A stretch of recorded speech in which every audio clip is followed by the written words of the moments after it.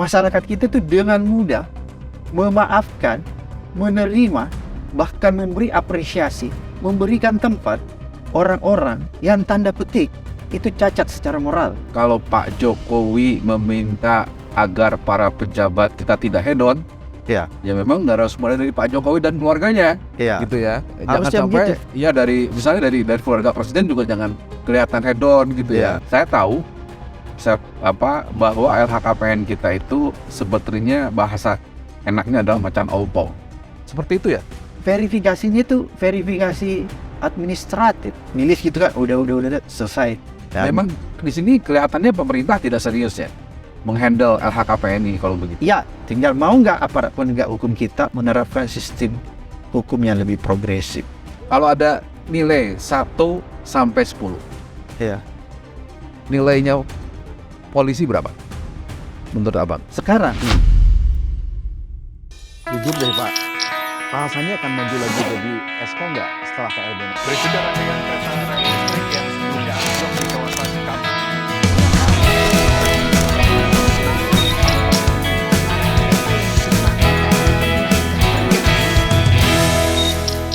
Bang Abraham, di negeri kita ini sebenarnya kurang serius lembaga yang menangani korupsi. Ada kepolisian, ada kejaksaan, ya, ada KPK yang katanya super body. ya. Tapi korupsi makin banyak. seperti Merajalela. Abang bilang, merajalela. Bahkan kayaknya ini akan menjadi, kata Abang itu kan musuh abadi ya. Ya, perang abadi. Perang abadi gitu kan. Apa yang terjadi? Apa yang salah? Regulasinya atau memang moral pejabat kita susah diperbaiki? Ada dua kan, Dede. Pertama sistem yang tadi saya bilang. Balik lagi sistem Kalau lagi. sistem itu di dalamnya ada regulasi dan lain-lain sebagainya, ada tata kelola dan lain-lain sebagainya. Kemudian itu tadi integritas individunya. Kalau bicara integritas individunya itu berarti moralitas pejabatnya. Karena kan integritas itu dibagi dua kan, Dede. Ada yang disebut integritas individu, ada yang disebut integritas organisasi atau kelembagaan. Ya, kalau integritas organisasi atau kelembagaan ini dia masuk dalam sistem yang tadi saya katakan. Tapi kalau integritas individu maka itu personal. Jadi integritas setiap individu. Kemudian yang kedua, memperbaiki mental moralitas manusia-manusianya. Integritas individu-individunya. Kalau bahasa agamanya itu akhlaknya diperbaiki kan. Itu ininya tagline-nya BUMN ya, akhlak. Tapi jangan sekedar tagline nggak dijalankan. Jadi dalam Jadi Islam menurut Bang Abraham, moralitas toladan dari pemimpin perlu. ya. Jadi kita itu kenapa sampai seperti sekarang ini kan, Dede? Karena kita nggak punya role model.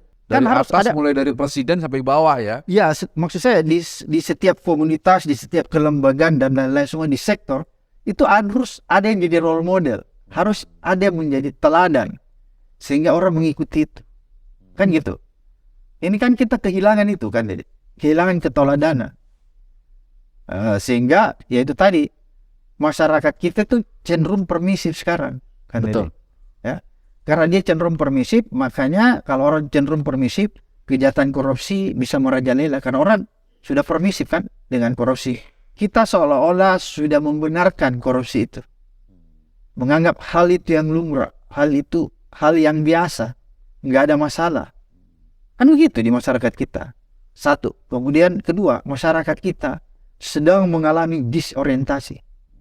Kenapa saya katakan sedang mengalami disorientasi? Bayangkan kan, Dede. Masyarakat kita itu dengan mudah memaafkan, menerima, bahkan memberi apresiasi, memberikan tempat orang-orang yang tanda petik itu cacat secara moral. Misalnya orang-orang yang sudah pernah korupsi keluar penjara itu masih bisa ditempatkan. Bisa jadi bupati. Ada jadi bupati, Bisa ada yang jadi staf khusus katanya, Ya. meski di Banda ya. Iya betul. Ada yang kembali ke partai, Betul. menjadi ketua dewan penasehat. Oke. Itu yang saya bilang, masyarakat kita sedang mengalami disorientasi. Dia tidak harusnya kan masyarakat struktur sosial yang bagus itu adalah masyarakat yang tidak memberikan ruang bagi orang-orang yang cacat moral. Bagi koruptor lah, Ya. bahasa gampangnya ya. Ya, koruptor ya, bagi orang yang cacat moral. Tapi masyarakat kan kita tidak. dia tetap memberi ruang. Artinya apa? Artinya sanksi sosial yang kita harapkan itu tidak bisa berjalan di struktur masyarakat kita. Dan ketika sanksi sosial tidak bisa berjalan di struktur masyarakat kita, itu berbahaya, Kang Dede.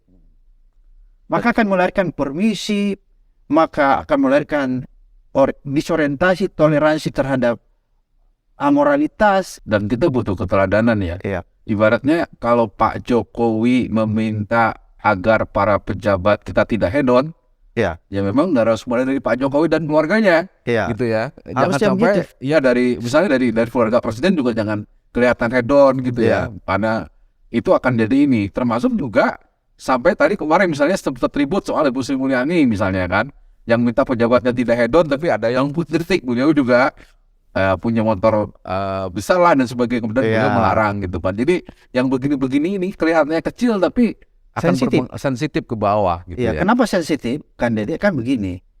Negara kita ini sedang mengalami masa keprihatinan. Kan gitu ya.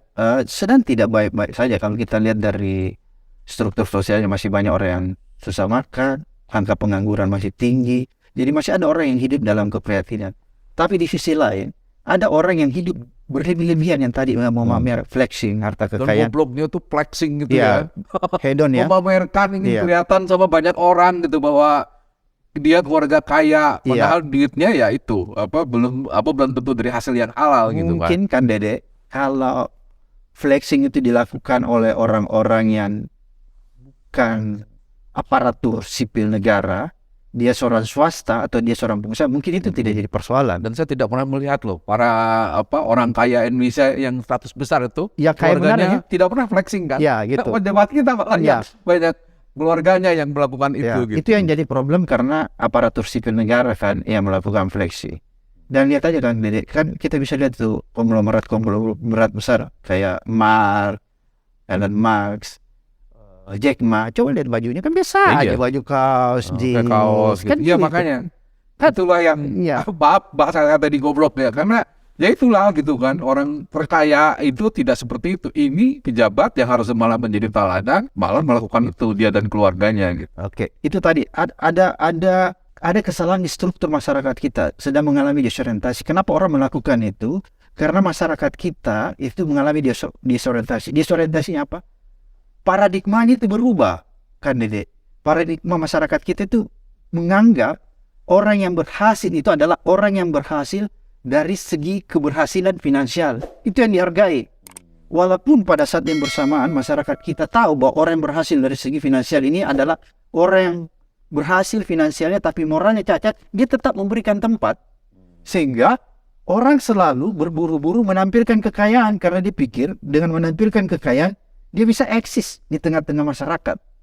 Jadi ada struktur masyarakat kita yang sedang mengalami pergeseran, sedang mengalami disorientasi. Kalau bahasa saya, masyarakat kita sedang sakit, benar nggak? Ya bisa, bisa. Tepat sekali itu. Kalau saya sih pakai bahasa halus, disorientasi kan. Tapi kalau biasanya orang Bugis bahasanya lebih berani. Udah jadi orang Jawa kan, Dede. Istri saya orang Jawa, jadi udah terpengaruh nih. Bang, balik lagi ke soal tadi, soal korupsi dan ini kaitan dengan KPK. Ngomong soal laporan harta kekayaan pejabat negara (LHKPN). Ya. Saya tahu bahwa LHKPN kita itu sebetulnya bahasa enaknya adalah macan ompong. Iya. Tidak ada aturan untuk pejabat itu yang mewajibkan mereka bikin laporan kan LHKPN. Bahkan ketika mereka berbohong pun tidak dikena sanksi. Bagaimana dong LHKPN ini akan efektif? Seperti itu ya? Ya, jadi begini. Sifat LHKPN itu kan kayak deklarasi aja ya. Jadi orang yang melaporkan harta kekayaan itu dengan sendirinya dia mengisi. Jadi kan bisa saja ada hartanya dia nggak laporkan. Kan gitu. Atau dia laporkan tidak sebagaimana mestinya. Karena itu kan dari mereka sendiri yang mengisi. Kemudian itu dilaporkan kan Dede. Ini pengalaman saya. Jadi ada namanya Direktorat LHKPN di KPK yang memeriksa LHKPN itu. Ada kelemahan dari segi aturan. Karena verifikasinya itu verifikasi administratif. Nilis gitu kan udah selesai. Harusnya menurut saya dulu saya punya ide itu ada 3 tahapan sebenarnya. Pertama verifikasi administrasi, kemudian verifikasi faktual di lapangan nih, diverifikasi. Kemudian Tapi verifikasi faktual itu katanya hanya bisa dilakukan jika si pelapor memberikan kuasa kepada KPK ya. ya makanya dulu saya Dan mengusul- tidak ada banyak pejabat yang tidak melakukan memberikan kuasa itu. makanya dulu saya mengusulkan Sehingga KPK tidak bisa membuka berapa rekening sebenarnya dari orang ini. iya makanya dulu saya Kekayaan mengusulkan sebenarnya. itu diperbaiki aturannya, regulasinya. Saya minta ada verifikasi administrasi, kemudian verifikasi faktual dan verifikasi hukum. Ada 3 supaya kita bisa lebih efektif. PPC hukum ini maksudnya sanksi. Enggak, misalnya begini, di verifikasi faktual nih, udah kelihatan nih ada hal-hal yang mencurigakan, maka kita bisa masuk di dalam tindakan-tindakan hukum, verifikasi hukumnya. Kita memanggil orang itu untuk bisa mempertanggungjawabkan harta yang didapat yang tidak sesuai dengan profil pendapatannya. Tapi ada kelemahan juga kan Dede sistem hukum kita. Karena sistem hukum kita itu ya menganut sistem hukum pembuktian terbalik terbatas. Apa itu? Kayak tidak murni istilahnya. Jadi begini, beda dengan negara-negara yang menganut sistem pembuktian hukum terbalik tidak terbatas atau murni atau sempurna dikatakan. Contohnya Malaysia nih.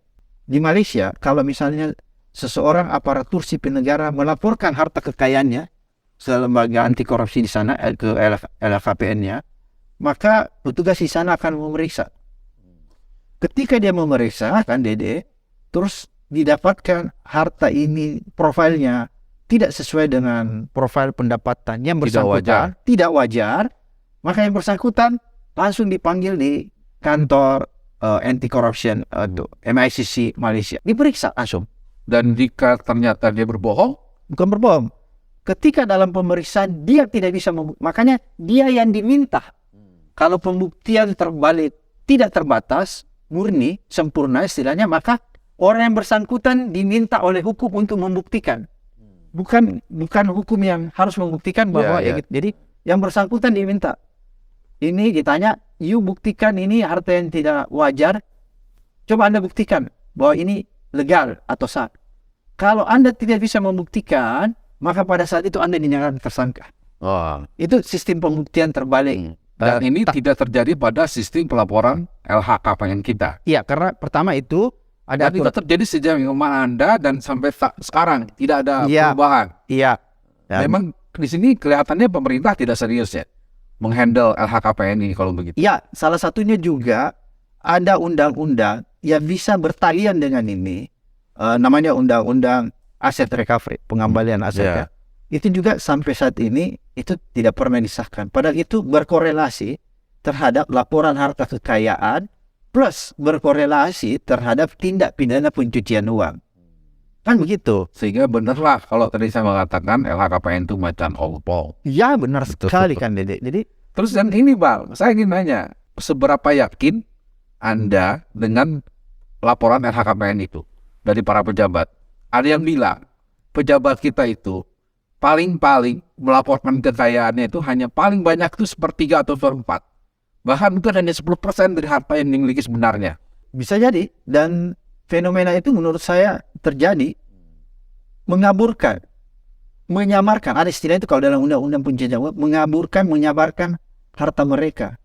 Makanya ada orang-orang tertentu itu berperan sebagai gatekeeper. Kan Dede? Siapa itu gatekeeper? Orang-orang yang diatasnamakan. Misalnya kan Dede nih aparatur sipil negara, banyak hartanya, tapi yang kan Dede laporkan itu cuman sebagian aja di KPK. Harta-harta lainnya kan Dede itu atas nama orang-orang lain. Oh iya iya. Ya, ada di Ya, seperti kasusnya akuntannya, Rafael di sekarang nih yang notaris ramai atau di rame mana. Ya, jadi orang itulah yang disebut kalau di dalam aturan itu gatekeeper, orang-orang yang menampung, menyamarkan dan lain-lain sebagainya. Iya, karena ada juga misalnya pejabat, laporan kekayaan ini mungkin gak gede-gede amat. Ya adalah mungkin 10M. Tapi rumahnya di mana-mana. Mobilnya di mana-mana. Bahkan mereknya lebih dari sekedar mobil mewah. Iya. Lexus dan lain-lain. Iya. Itu banyak pejabat kita yang pakai itu. Iya. Dan tidak malu dia melihat rakyatnya lagi miskin memakai kendaraan seperti itu. Tidak Itu kan sensitif. tidak sensitif seperti itu. Dan menurut saya sebenarnya kan Dede ya, kalau sistem hukum kita itu lebih progresif, sebenarnya kita tidak harus terpaku bahwa mengenai transaksi mencurigakan itu bahwa harus ditemukan dulu pidana pokoknya atau pidana asalnya, baru kita bisa masukkan dia di dalam tindak pidana pencucian, tapi bisa langsung sebenarnya lewat tracking transaksi mencurigakan itu. Tinggal mau nggak aparat penegak hukum kita menerapkan sistem hukum yang lebih progresif. Sebenarnya intinya itu. Sebenarnya bisa saja yang transaksi-transaksi mencurigakan ini, karena kan menurut saya kalau kita usut-usut juga, kita telusuri lebih jauh, itu juga ada pasti pidana pokoknya, pidana asalnya ya. Apa itu? Misalnya pastikan duit-duit itu didapat dari hasil suap, gratifikasi, itu kan bisa pidana pokoknya di situ korupsinya. Suap, menerima gratifikasi itu kan tindak pidana bagian dari kejahatan korupsi. Kan nggak mungkin dong dia tiba-tiba dapat harta banyak kalau dia dikasih sama orang tertentu kan berarti suap, atau kalau bukan suap gratifikasi. Kan kalau gratifikasi kan, jadi itu kan luas kan pengertiannya. Sekarang begini Kang Dede, jangan main-main dengan gratifikasi ini. Kalau Kang Dede misalnya seorang aparatur sipil negara, pegawai pajak lah, mau ke mana nih? Ke Sumatera. Kang Dede mau beli tiket. Kang Dede datang ke sebuah travel. Kan gitu. Terus ternyata travel itu memberlakukan diskon secara umum ya. Diskon tiket 10% untuk semua jalur. Dan berlaku secara umum. Dijelaskan situ 10% berlaku umum. Terus Kang Dede datang ke travel itu. Mau membeli tiket untuk berangkat ke Sumatera. Karena yang bersangkutan tahu Kang Dede ini petugas pajak yang sering memeriksa pajak. Terus Kang Dede dikasih diskon besar 25%. Padahal diskon yang berlaku 10%. Tahu nggak? Yang 15% yang Kang Dede dikasih itu sudah masuk kategori gratifikasi. Dan itu tindak pidana. Kan bisa begitu ditelusuri. Sama ini orang-orang yang transaksi mencurigakan semua. Lihat aja kalau dia dapat pemberian yang tidak bisa dipertanggungjawabkan, itu kan bisa gratifikasi. Betul. Kan gratifikasi itu ada konflik of interestnya dan lain sebagainya. Tadi kan pasti Kang Dede bilang, bukan dong, aku nggak terima duit, cuma diskon. Penindakan pemberantasan korupsi di negeri kita atau semua kejahatan itu akan berhasil jika para pelaku atau lembaga dan pelaku di dalamnya yang melakukan penindakan korupsi itu bersih. Kepolisian, ya, atau KPK kalau korupsi, kejaksaan, dan lembaga peradilan. Anda bagaimana melihat ketiga lembaga ini sekarang? Bersih atau seperti apa? Atau mereka juga terlibat dalam proses itu sehingga banyak putusan peradilan korupsi yang ujung-ujungnya ya tidak memuaskan keadilan masyarakat. Jadi apa yang disampaikan Kang Dede ini betul sekali ya, 100%, bahwa seharusnya kan aparat penegak hukumnya dulu bersih agar supaya ini bisa dijalankan sebagaimana mestinya. Karena kalau aparat penegak hukumnya nggak bersih, ini kan susah menindak yang begini kan. Karena kalau aparat hukumnya tidak bersih kan dia nanti menjadi mata rantai yang disebut judicial corruption, kan gitu kan. Oleh karena itu apa yang disampaikan Kang Dede itu tadi betul sekali, harus bersih juga. Tapi terlepas daripada itu, menurut saya, kalaupun kita tidak bisa membersihkan dalam waktu yang singkat semuanya, kan susah itu Kang Dede kan. Paling tidak ada aturan yang tegas, yang saya istilahkan zero tolerance, itu yang harus dilakukan oleh aparat penegak hukum. Itu yang pertama. Kemudian yang kedua, di lembaga penegakan hukum, semua pimpinannya, misalnya Kejaksaan Agung, Jaksa Agungnya, kalau di kepolisian, Kapolrinya, kalau di KPK, ketua KPK-nya, komisionernya, atau dimana, itu harus menjadi teladan. Kalau di pengadilan, iya, ketua MA-nya, ketua MA-nya, kalau di pengadilan ini ketua, harus ada sosok di situ yang menjadi teladan, yang menjadi role model, sehingga itu yang menjadi panutan dan yang lain akan takut. Kan gitu. Kalau misalnya yang di atas Garo, kan anak buahnya nggak takut. Ngapain aku mau takut, dia juga nyolong, kan gitu kan. Tapi jadi harus, kan susah nih kan Dede kalau kita mau bersihkan dalam waktu. Paling tidak menurut saya ada satu yang selalu jadi role model di setiap unit. Dan itu dia decision maker. Ya, kalau di kejaksaan dia Jaksa Agungnya, kalau di kepolisian Kapolri ini, kalau di KPK komisioner. Harus begitu menurut saya. Kalau mau berjalan penegakan hukum. Itu yang kedua. Yang ketiga menurut saya, sistem pemberantasan korupsi menurut saya itu harus dilakukan dengan cara mengintegrasikan 3 sistem. Satu, penindakan yang represif. Kalau ada orang bersalah ditindak, nggak boleh ditoleransi. Ya. Kemudian pencegahan. Pencegahan apa? Yang tadi aku katakan kan, memperbaiki sistem, memperbaiki tata kelola di seluruh lembaga-lembaga pemerintah. Ketiga, itu tadi, pendidikan dan kampanye anti korupsi. Apa fungsinya yang ketiga ini? Pertama, kita mengajak masyarakat supaya tidak permisif kan, mendorong, mencerahkan masyarakat supaya dia nggak permisif terhadap kejahatan korupsi. Selain mencerahkan, mendorong, kita persiapkan generasi muda ini yang kuat akhlaknya, kuat integritasnya melalui pendidikan anti korupsi, mulai dari PAUD sampai perguruan tinggi. Selesai sudah, itu jangka panjang. Jadi kalau sekarang kita perbaiki, kita represif, tapi kita nggak mempersiapkan sebuah generasi yang baru, yang integritasnya kuat, nanti ini berhenti korupsinya, ini nanti diulang lagi. Makanya kita sistem itu menengah, singkat, menengah, dan panjang. Itu dulu sebenarnya sistem itu dulu yang kita bangun di KPK, yang kita namakan roadmap pemberantasan korupsi 50 tahun. Kalau ada nilai 1 sampai 10, Ya. nilainya polisi berapa? Menurut abang? Sekarang ya dengan, kan saya lihat begini, ada Enggak, langsung aja berapa nilainya ya, polisi? dulu, kan nggak, ini sekarang atau yang lalu? Sekarang kan? Sekarang Kalau sekarang saya lihat agak bagus. berapa? Karena kasus Sambo, kasus Teddy Minasa dan lain sebagainya agak muncul ke permukaan. Yang dulu mungkin agak sulit kita bisa lihat seperti itu. Ya sudah di atas 6. Di atas 6. Iya. KPK? Wah, Nggak etis ketua KPK ya, nanya tidak KPK. etis, betul sekali. Kejaksaan? Ini agak sama dengan polisi. Ada peningkatan. Lembaga peradilan? Kehakiman? Ini masih stuck. Kenapa?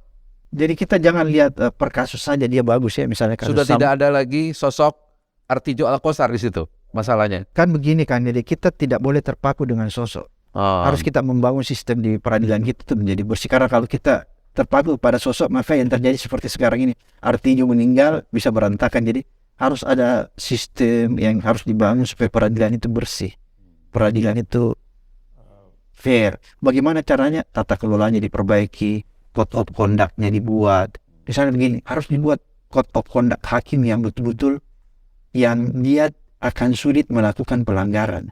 Karena di dalam code of conduct itu memuat sanksi yang tegas. Itu yang saya maksud.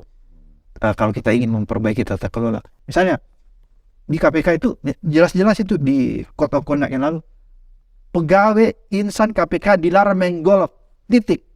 Pelanggaran terhadap ketentuan ini akan diberhentikan. Nggak bisa berdebat kan? Yang begitu-begitu menurut saya harus ada. Kenapa KPK sekarang menjadi tidak firm seperti tadi yang kandidat bilang? Karena code of conduct-nya dirubah. Padahal itu marwahnya di sana. Makanya menurut saya kalau kita ingin memperbaiki sistem, itu termasuk sistem yang harus diinjeksikan. Di peradilan, dia harus punya code of conduct yang kuat. Kepolisian, code of conduct itu kan kode etik. Sama juga kalau di kode etik jurnalistik. Tapi wartawan. sekali lagi, cara melihat code of conduct yang bagus, bagaimana? Kan semua lembaga-lembaga profesi ada kode etiknya. Kan pasti kita punya kode etik. Tapi lihat dulu dong kode etiknya. Ada nggak dia membuat sanksi yang tegas? Tercermin nggak di dalam code of conduct itu zero tolerance? Itu kan yang jadi problem. Kan Dede, saya waktu baru masuk KPK, nggak apa-apa aku cerita dulu ya, ini untuk mencerahkan, nggak apa-apa, masih ada waktu. Misalkan. Saya waktu baru masuk KPK, aku mau cerita bahwa kenapa KPK menjadi kuat di zamannya, karena dia punya kekuatan yang namanya budaya organisasi dan code of conduct. Tahu nggak, waktu saya baru masuk KPK, baru seminggu saya harus menandatangani sekitar 2 sampai 3 orang pegawai yang harus dipecat. Saya kan penasaran kan Dede, saya nggak tahu nih kok saya harus tanda tangan. Jadi saya buka, ini berita acaranya, kenapa nih pegawai harus dipecat? Di kepala saya, pasti pelanggaran ini berkaitan dengan tugasnya sebagai penegak hukum. Mungkin terima suap dan lain sebagainya. Tahu nggak pelanggaran apa yang dia lakukan? Dan dia menerima sanksi yang begitu berat. Dia selingkuh sama orang di luar, bukan di pegawai KPK. Saya mau tanyakan Dede, perselingkuhan kalau di tempat lain, bukan kita membenarkan perselingkuhan ya. Cari aja di ASN pun, kalau perselingkuhan tidak sesama satu unit, itu dianggap wilayah private. Satu. Kemudian yang kedua, maka sanksinya biasanya tidak langsung diberhentikan. Kan begitu. Tapi apa yang terjadi di KPK? Pelanggaran terhadap peristiwa seperti harus diberhentikan. Kenapa? Dia menjaga citranya, dia menjaga marwahnya. Apa yang saya ingin katakan kan Dede? Pelanggaran yang kita anggap menurut kita ini harusnya bukan berhenti, harusnya skor aja, itu dipecat di sana. Apalagi pelanggaran yang berkaitan dengan tupoksinya. Di KPK. Contoh, tahu yang namanya Broto Seno? Ya. Dia kan pernah jadi penyidik di KPK kan? Waktu dia jadi penyidik di KPK, pernah nggak dia melanggar berkaitan dengan tugasnya? Nggak pernah kan? Paling Suara Sumba menyatakan dia pacaran sama Indi Dana Sonda. Itu Suara Sumba. Paling itu kan? Tapi apa yang sesungguhnya terjadi ketika dia keluar dari KPK, dia kembali ke kepolisian, dia menjadi penyidik korupsi di institusinya, apa yang terjadi? Kan dia ditangkap oleh polisi sendiri karena menerima suap. Apa yang ingin saya katakan sama Kang Dede? Kalau dia mau menerima suap yang lebih besar, maka dia pasti bisa dulu lakukan ketika di KPK. Karena dia penyidik. Karena tawaran suap yang akan datang di KPK pasti jauh lebih besar. Banyak. Karena kasus di sana kasus-kasus besar. Tapi kenapa dia nggak lakukan? Karena pengawasan. Ada rule, ada aturan. Itu termasuk code of conduct yang membatasi. Dia ada sistem. Kalau kita bilang code of conduct itu kan sistem. Ada rule. Itu semua sistem. Yang walaupun kita mau melakukan, nggak mungkin kita bisa lakukan. Kenapa dia bisa lakukan ketika dia keluar? Karena itu tadi, sistemnya rapuh. Inilah yang saya bilang yang harus dilakukan di semua unit. Tadi kalau bicara pengadilan, kepolisian, ini yang harus diinjeksi. Ini harus benerin ya. Itu Jadi kan balik lagi, polisi sekarang nilainya 6, di atas 6. di atas 6, kejaksaan di atas 6, Iya. kehakiman Masih seperti dulu. masih 5. Enggak juga 6. Apalagi ada yang menjadi tersangka ya, dalam beberapa kasus hari ini ya. KPK tidak bisa menilai. Iya, kurang etis ya. Cuman kecewa aja saya. Oke, nanti di buku aja kecewanya disampaikan. Oke, Bang Abraham. Ya, sama-sama. Terima kasih, hatur nuhun atas informasinya. Oke. Thank you. Good people, itu tadi obrolan saya dengan Bang Abraham Samad. Banyak perspektif yang kita dapatkan, dan tentunya dalam kondisi apapun, dengan apa yang terjadi dalam perkembangan korupsi sekarang ini, kita harus tetap optimis bahwa pemberantasan korupsi di kita harus tetap berjalan, dan kita bersama-sama membangun budaya anti korup di Indonesia. Terima kasih, salam.